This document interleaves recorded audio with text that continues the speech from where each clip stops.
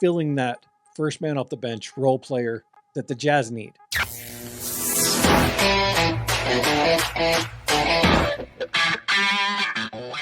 We both wanted to pick a player that we decided, hey, let's talk about a player that can benefit from these fourth quarter minutes, because Jazz aren't going to stop doing this. If this happens again, they're just going to take another fine. They're going to roll with it.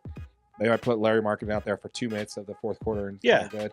And then, but we're going to see these players who's going to be able to get these meaningful minutes. We each want to take a player and kind of go from that. Who'd you pick? Yeah, and why? One of the players that benefits most from these fourth quarter minutes is going to be Brice Sensabaugh. Ooh, yeah, the guy who basically is the reason why we had the argument for why it doesn't matter. Yeah, the guy who made the shot. I like it. I like it. Absolutely. So running line. So you look at his stats from last season to this season, and he's playing almost 22 minutes per night, and he's taking about the same amount of threes, but his efficiency has kind of dropped from 42% to roughly 35%. But his 2-point percentages have climbed. They've went from 52 to 57. So he's taken more free throws, and he's shooting roughly 85% from the line. I think these late minutes are super important because the only thing keeping him off the floor right now is his defense, right? Like, that's the only reason he's not out there. So, and I'm not saying that every player that's as offensively talented as Brice Sensabaugh has to be a lockdown defender, because that's just not the case, right? Not in this NBA. Exactly. And Donovan Mitchell is a prime suspect for that. We talked about it last week. He came into the NBA, and his big thing was he's going to be a massive defensive player. He comes out, he ends up being just this offensive. Doesn't play a lick of defense for the rest of his career. Yeah, I mean, so that's what I'm saying, is that's not the case. But Brice needs to learn how to put himself in positions to help the team on the defensive side of the ball. Yeah. And it's all about effort. I mean, Brice Sensabaugh has great size. He's 6'6", 235. He's still young, 22 years old. And if he can just take his effort up in some of these fourth quarter minutes and really get productive, help in that plus minus, because it should show in the plus minus right away. When Brice is on the floor, the team gets better. But his defensive effort lacks so much that his plus minus just always looks right above zero. You know what I mean? It's like he's not necessarily helping. If he can get this effort up on the defensive side of the ball, these minutes are going to be really key to him, and like filling that first man off the bench role player that the Jazz need. We've got some great young players. Exactly. We need JC.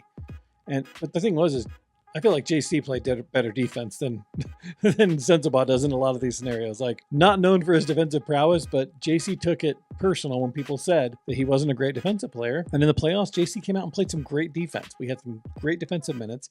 He's obviously a flamethrower for the reason. He can get buckets at any time. And Brice Sensabaugh is capable of doing that same type of thing.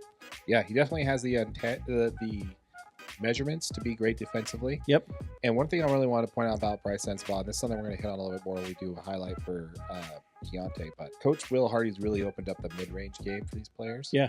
Which it used to be for the longest time, which I think made basketball ultra boring to watch. It's either a three or it was at the basket, and didn't really put a lot of options for the mid-range game. And that was the Quinn Snyder theory. Yeah. Yeah. And it's really kind of, it's not just Quinn Snyder, it's a league-wide thing. Correct. Yeah. You know, the two most efficient ways of getting a basket. And so I'm really glad to see that kind of opened up. The reason why I ask about whether or not he was drafted the same year is maybe what Coach Hardy needs to do this year with Brice is what he did last year with Keontae, which is going into the end of the year, locker room clean out, saying, hey, look, we think you can be great. This is a role you have on this team.